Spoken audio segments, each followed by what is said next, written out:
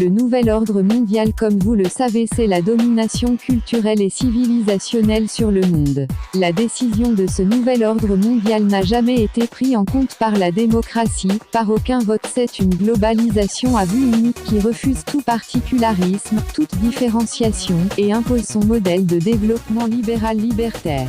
Mais ce nouvel ordre mondial est bâti sur une alliance judéo-maçonnique.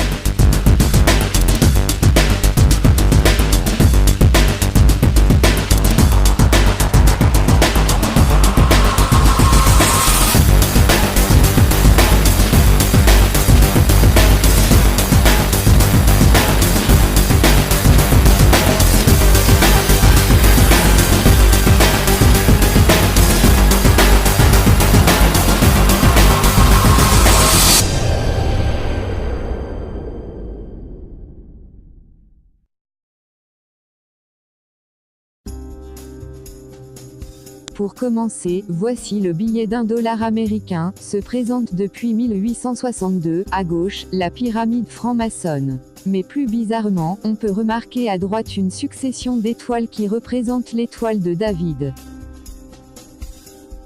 Il est évident que le judaïsme a un rapport avec la franc-maçonnerie d'ailleurs. On les appelle les francs-maçons, en rapport avec la construction du temple de Salomon, qui est la base dans la franc-maçonnerie.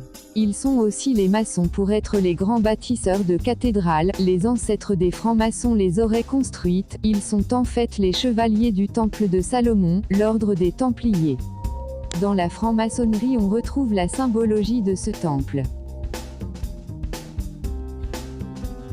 En dessous de la pyramide s'inscrit « Novus Ordo Seclorum », nouvel ordre des siècles, en latin, est une devise qui apparaît sur le revers du grand sceau des États-Unis dessiné en 1782, lui-même repris sur les billets de $1. L'objectif ultime de la maçonnerie est un souhait de détruire complètement la religion et établir un monde humaniste fondé sur le caractère sacré de l'humanité. C'est-à-dire qu'il souhaite établir un nouvel ordre de pensée.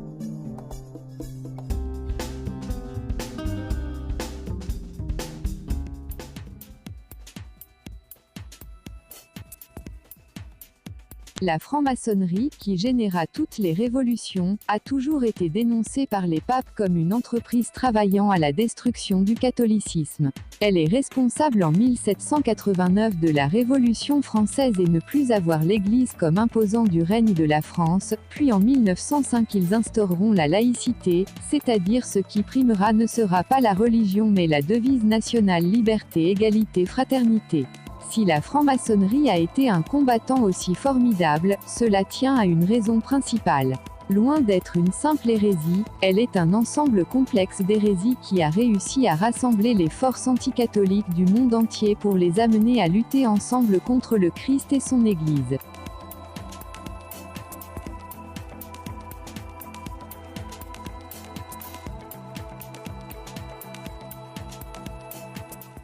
Elle suscite la curiosité des passants. Une immense crèche de Noël, installée dans le hall de la mairie de Béziers, mais qui pourrait bientôt être retirée. Comme celle qui se trouvait à l'entrée du Conseil général de Vendée, aujourd'hui remplacée par une plante. Voici une photo de la crèche qui aurait dû être installée dans les prochains jours. Mais à la demande de cet homme qui a déposé plainte, le tribunal administratif a interdit la crèche. Il estime que ces figurines viennent heurter le principe de laïcité. Ce qui est illégal, c'est la présence d'un emblème religieux dans un espace public, quel qu'il soit, comme le dit l'article 28 de la loi de 1905. L'essentiel, c'est que la crèche de la Nativité est bien considérée comme un emblème religieux. Vous seriez juif, vous porteriez la kippa dans la rue ? Bon, c'est une décision individuelle, oui, mais moi je pense que c'est insupportable que dans un pays comme le nôtre et dans un pays européen, aujourd'hui, on soit obligé de se poser la question de savoir si on doit porter une kippa ou une croix. C'est insupportable. Mais deux députés qui portent la kippa dans l'hémicycle, ça vous choque ou pas ? Non, ils l'ont pas porté dans l'hémicycle, ils l'ont porté à l'Assemblée nationale. Et c'était mon ami Claude Goassen, et je comprends parfaitement qu'il l'ait fait, et ça me choque pas, c'est un mouvement. Mais si une députée portait un foulard à l'Assemblée nationale, ça vous choquerait ? Ah oui, ça me choquerait. D'ailleurs, je pense que à l'intérieur de l'hémicycle, je pense qu'il y a des règles. Je parle dans l'Assemblée nationale, dans les murs de l'Assemblée nationale, comme la kippa portée dans les murs de l'Assemblée nationale. Après avoir supprimé les menus de substitution dans les cantines au nom du principe de laïcité, le maire de Châlons a annoncé ce matin que le lundi de Pâques Pâques et le jeudi de l'Ascension ne seraient plus des jours fériés. Pour Noël, il réfléchit. Et alors, il les remplace par quoi? Le lundi de Pâques, vous me dites? Oui. Le jeudi de l'Ascension. Mais ça a toujours été férié. Oui, mais là, il va les supprimer. Parce qu'il a supprimé les menus de substitution dans les cantines. Au nom du principe de laïcité. Il supprime Pâques et l'Ascension. Noël, il réfléchit. C'est dingue. Non. Ah si, madame. Si, madame. Dis. Nous, on mange Donc- pas de poisson non plus le vendredi. On mange que du poisson le vendredi. Ah, mais ça serait interdit. Ça va être supprimé aussi. Ouais, bah, c'est dommage. Ouais, mais c'est comme ça. Ouais. Ouais. C'est cohérent, il est cohérent le maire du Chalon quand même. Et pour Noël, ce sera fini. Alors voilà. Ben, peut-être qu'un jour, si on laisse les choses arriver, peut-être qu'un jour on deviendra musulman, peut-être qu'on aura la charia, parce que les chrétiens n'ont pas osé réagir comme on doit réagir.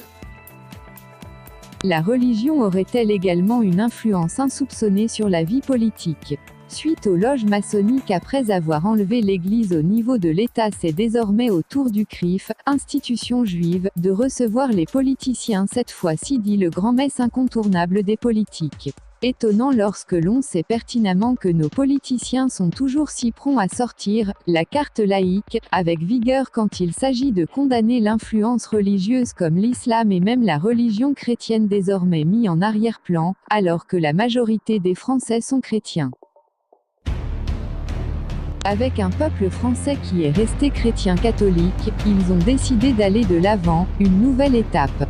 Le nouvel ordre mondial est un concept géopolitique de l'immédiat après-guerre froide.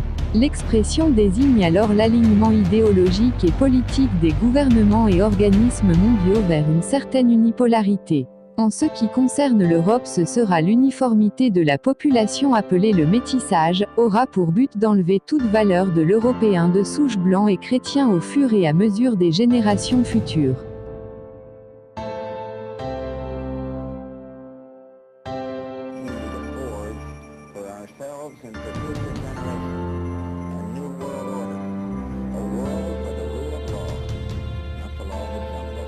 Cette crise marquera sans doute pour l'histoire le commencement véritable du XXIe siècle.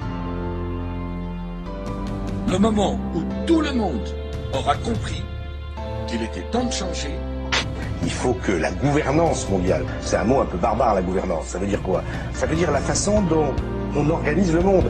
Aux États-Unis, à l'Europe, à l'ensemble des pays de la planète, de se doter d'une gouvernance mondiale dont nous voyons aujourd'hui qu'elle est essentielle. Temps de donner un nouveau visage à la mondialisation, temps de construire un nouvel ordre mondial. Alors jamais la nécessité d'un nouvel ordre international n'a paru aussi nécessaire autour de trois principes que nous portons depuis des années. Les socialistes, mais pas simplement les socialistes. Tous ceux qui ont une conception multilatérale de l'organisation.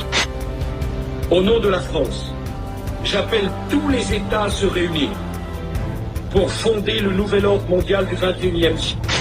Si on n'a pas aujourd'hui un gouvernement mondial, on ne peut pas parler sérieusement de démocratie. Or, nous n'avons pas. Donc elle a trouvé ses limites, la démocratie. Donc elle ne trouvera son accomplissement que lorsqu'elle sera une structure avec un gouvernement mondial, des gouvernements régionaux et des gouvernements locaux. Dans très longtemps, on ne le verra pas. Je n'en sais rien, mais le gouvernement mondial, il est là. Pour ce qui concerne la gouvernance mondiale, ce sera du moyen terme, c'est-à-dire 4 à 5 ans. Pour entraîner le monde entier vers une nouvelle gouvernance mondiale.